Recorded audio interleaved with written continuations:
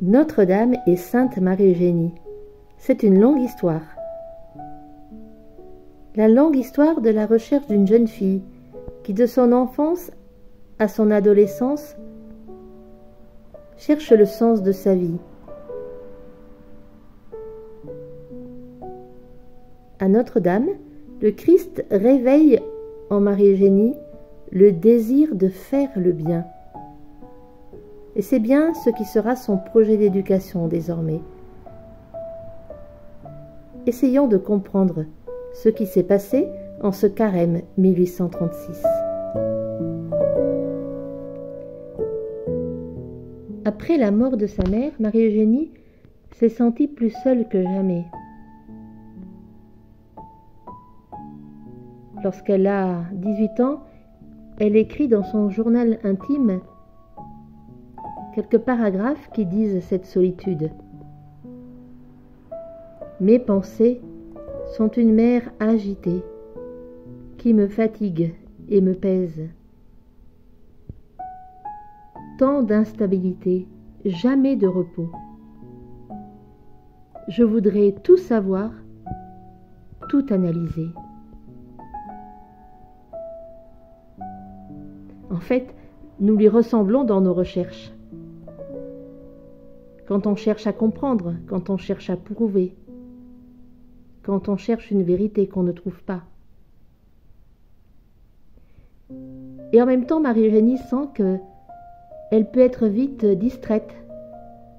Elle peut se laisser prendre dans une vie frivole, se laisser absorber par quelques feuilles vertes, mais surtout par des compliments, par des regards, par des hommes qui la courtisent, par ses besoins d'affection. J'ai voulu monter comme l'aigle, dit-elle, et je suis bien vite tombée dans ma misère.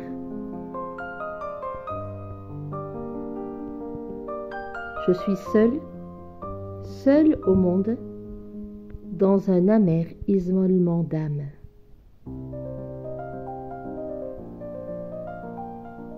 Lorsque Marie-Eugénie franchit les portes de Notre-Dame de Paris, au carême 1836, elle est habitée par cette recherche, habitée aussi par son insatisfaction.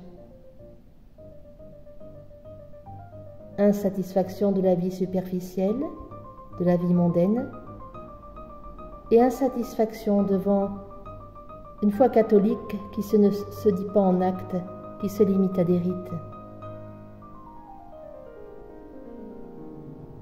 Elle est habitée par un désir de sens.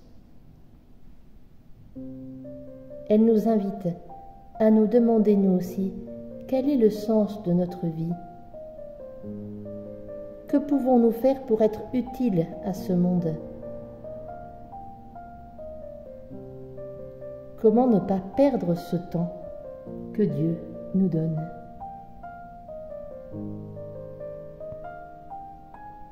Elle nous invite à contempler notre monde.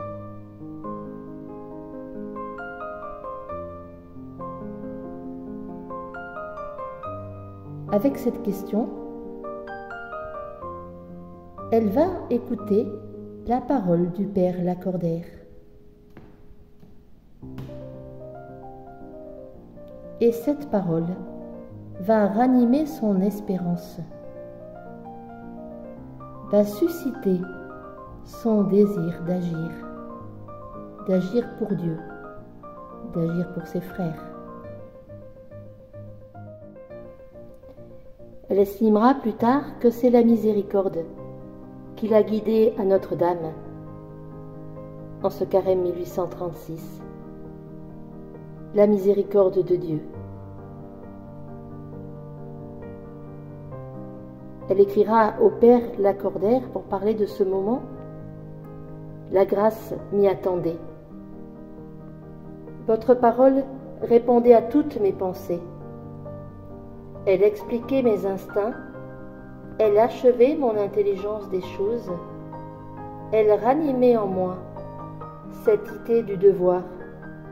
ce désir du bien, tout prêt à se flétrir en mon âme. Elle me donnait une générosité nouvelle, une foi que rien ne devait plus faire vaciller.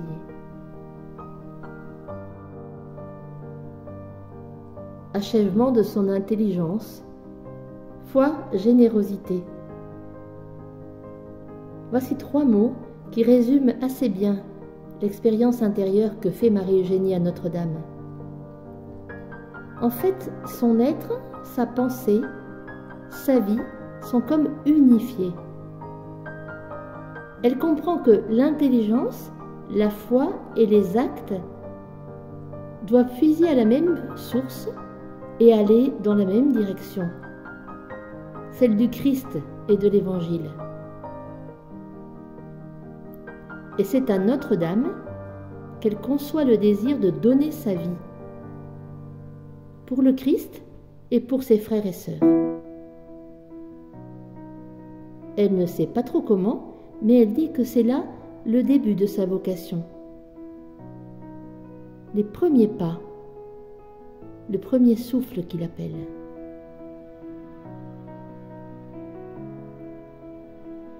Penser à Marie-Eugénie à Notre-Dame, c'est nous demander, nous aussi, à quoi sommes-nous appelés? Quels sont ces moments où Dieu m'a parlé, plus directement, où les autres m'ont interpellé et m'ont fait bouger? Qu'est-ce qui me met en mouvement? En plus de la plaque qui se trouve sur la chaire au cœur de la nef de Notre-Dame de Paris et qui fait mémoire de sa conversion, voilà que les reliques de Marie-Eugénie vont désormais habiter l'autel de la cathédrale, le lieu central, le lieu où le Christ nous attend à chaque Eucharistie. C'est vraiment cette proximité avec le Christ que Marie-Eugénie nous invite à vivre. Et c'est ce signe que nous donne l'Église. Elle a construit sa vie sur le Christ et avec elle, comme elle, nous pouvons marcher avec le Christ